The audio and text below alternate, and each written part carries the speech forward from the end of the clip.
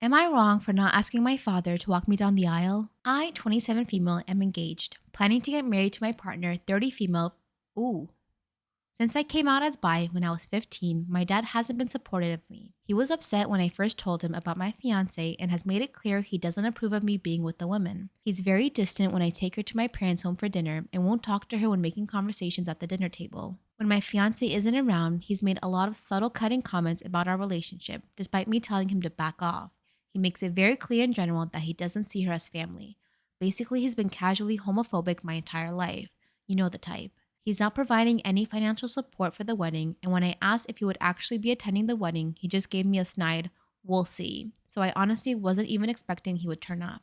Part of our intended wedding ceremony will involve me being walked down the aisle and given away. I enjoy a lot of classic wedding traditions, and that's one I really want to carry out. I assumed my dad wouldn't want to walk me down the aisle, and to be honest, I don't want him to either, so I asked a male friend, 58, instead. This man has known me for almost half my life. He's like a mentor to me and honestly has been more like a father figure to me than my actual dad has. I love him like a paternal figure. We met when I was 16. He was teaching an acting class I signed up for. We both work in theater. He's provided lots of emotional support over the years and been openly supportive of my relationship from the start. He has 2 sons around my age and has said before he sees me a bit more like the daughter he never had. He said he'd be honored to give me away. My dad learned of this fact recently and I'm not sure how. He's furious. He says I'm undermining his authority as a parent and making him look like an asshole and a fool to everyone who attends the wedding, and if I insist on going through with this, he won't be able to attend at all. There's no way he's going to sit at a table and watch some other man give me away. He's pissed I didn't ask him. After he said that, I asked if he would have said yes. He dodged the question and yelled at me and eventually hung up on me. I admit I didn't consider asking him and I honestly didn't see the need to. I guess it'll be embarrassing for my dad if he comes, but considering his behavior towards me and my fiance over the course of our relationship, I don't feel like he's justified to make this demand. So, am I the asshole for not asking my actual dad to walk me down the aisle? Am I wrong for laughing at my housemate when he suggested that I not shower on my period? I, 31 female, live in a share house, and one of the housemates, Jack, male 30, has never lived with a woman outside of his mother. But he likes to say he's aware of women's issues and calls himself a feminist.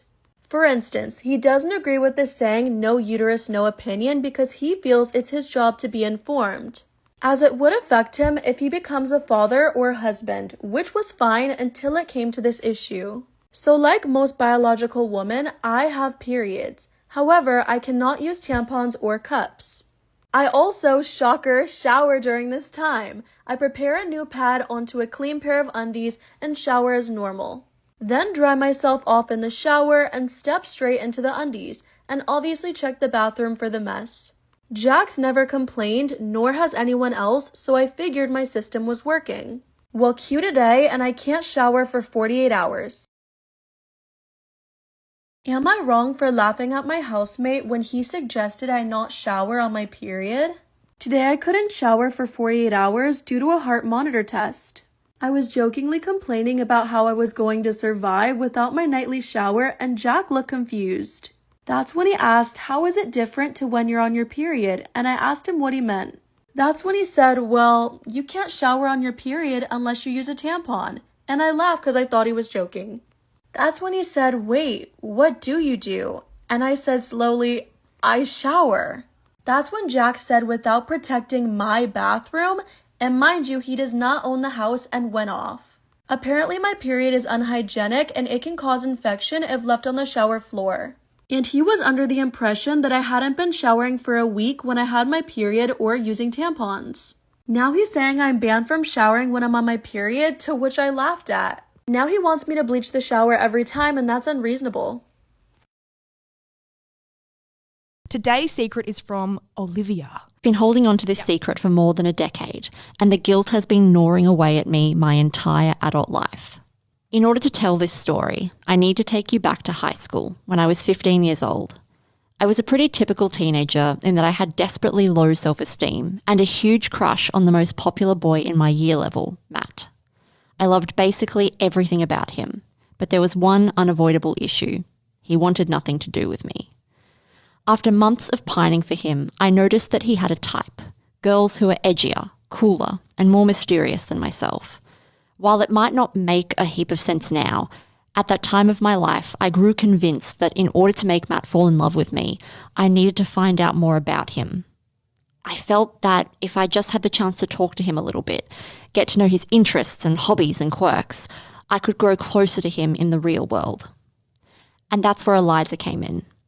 Eliza was a fake online identity I created for myself in order to get closer to Matt.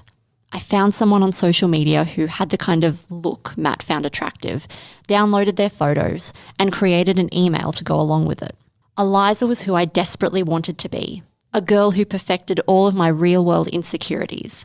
She was bubbly, outgoing, completely beautiful and charming. From there, I made a Facebook account and added people from my school, including Matt.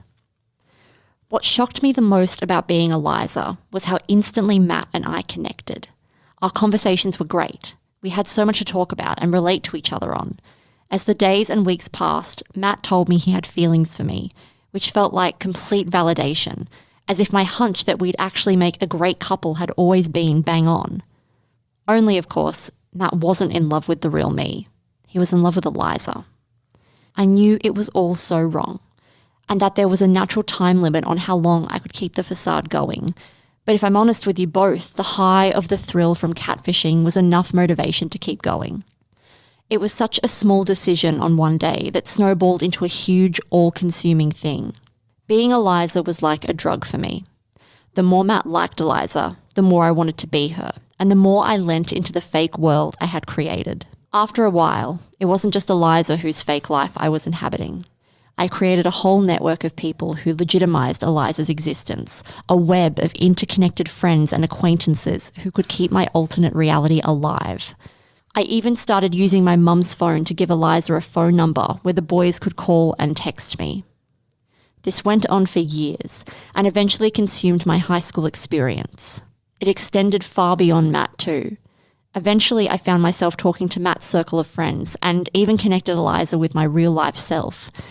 Through Eliza, I told the boys that we were friends, which I felt would make them warm to the real me and see me as interesting and likable.